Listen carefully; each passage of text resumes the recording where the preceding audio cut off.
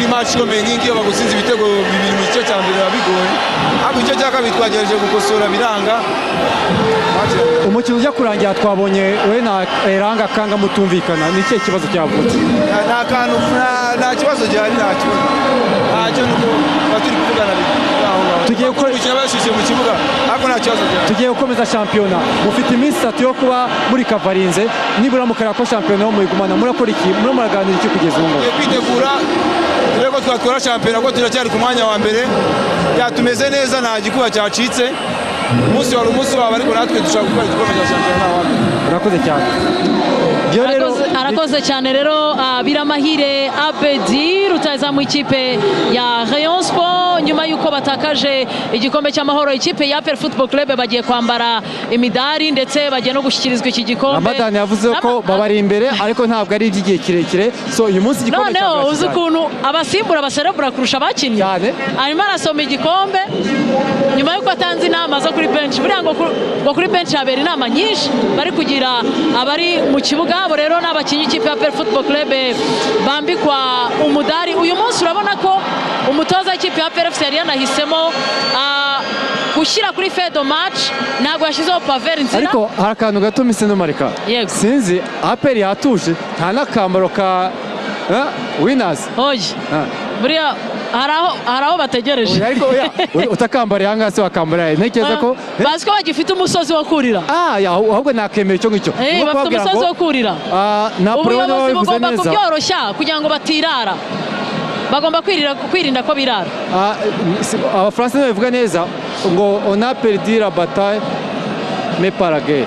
Nuko ngo uyu munsi batsinze bataille ari intambara, nuko ngo batsinze igitero, igitero kirakunze ariko intambara kandi igitero kiba ari gito, intambara kiba ari ngari. Hari uvuga ati ni igitero wenda n'urugero cyo gufata Stade Amahoro, ariko intambara yo gufata wenda Kigali itararangira. So APR ubu twavuga ko urugendo ruracyariho, ariyo mpamvu ntekereza ko buriya hari ukuntu uvuga ngo reka tubireke tuzabikorere rimwe.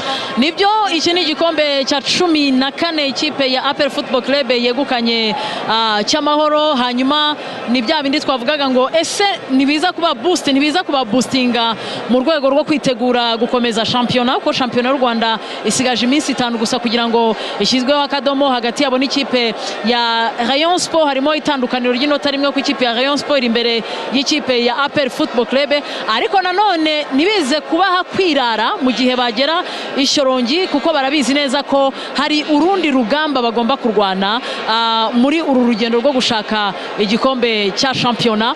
Uyu mwaka habaye impinduka, Police igifite yaguye muri kimwe cya kabiri kirangiza inasezererwa n'ikipe ya APR Football Club.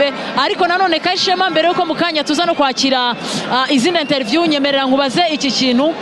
Twari tumaze iminsi tubona ikipe ya APR Football Club isoza umukino abafana bayo imitima yakutse, tukabona ikipe irimo irasafaringa kandi yamaze kubona nk'igitego.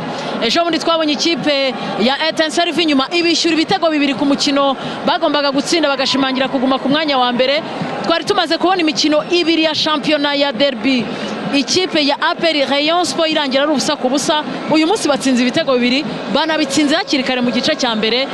Ni iki kintu wabonye cyabaye impinduka cyafashije iyi ekipe? Mbere gato tubanza kureba hariya Minisitiri wa Sport Neri Mukazayire yahereza, ntegereje kureba uburyo igikombe kigiye kwinjira muri Minadef.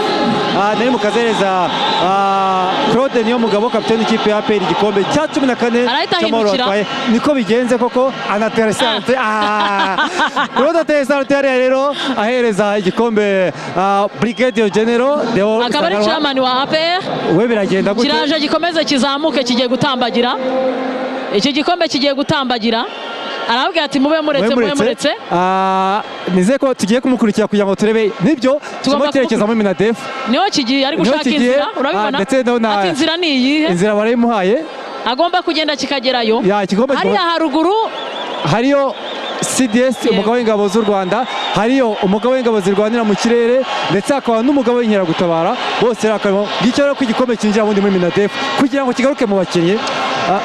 Ngicyo rero kizamuka kijya kwa afande kwa CDS wow igikombe rero kugeza ubu ngubu kigeze Kimihurura. Igikombe cyamaze kugera Kimihurura. Ubu ngubu ngira ngo nawe wagira ijambo uvuga nyuma y'ikibazo nari nkubajije, ariko nyine kigomba guhererekanywa nyuma yuko kigeze kwa CDS. Nanye Karundi arahari. Waza wibaza utariye ahubwo uyu munsi yakuyemo uniform nibyo bari babyoroheje. Banze umunsi yabazi ko ibintu bize koroha cyane. Nyakarundi akaba yarirwa igikombe. Ukurikiraho ni afande Mupenzi, umugabo w'ingabo zirwanira mu kirere. Igikombe kigeze mu maboko yawe. Igikombe kigeze Kimihurura. Ubu noneho yagifata akagiha abagenzi be bakagikora uko bashaka. Yakimanura akagiha abasivili hano hasi. Iyo rero ni ikipe ya APR Football Club yegukanye Claude ko yishimye cyane. Ariko hari warumaje mu kanya ngo ku APR yishimye uyu munsi. Mbere na mbere kamuge ko APR FC mbere no mukino no yasabwa gushaka igikombe kurusha Rayon Sport, kubera ko nibura Rayon Sport ije ngo Covid ije twatwara igikombe, sibyo? APR yagomba kujya gushaka igikombe uko amahirwe yo gushaka icya kabiri nuko Rayon Sport itakaza. No nakakantu ko kuvuga ngo tutazagenda baduhetse, kuko kugeza ba makipe mbere mu kibuga ntazasokera u Rwanda. Ikintu rero byasabaga nuko ikipe ya APR yagomba mu by'ukuri kuza mu mukino ikahita ibikora.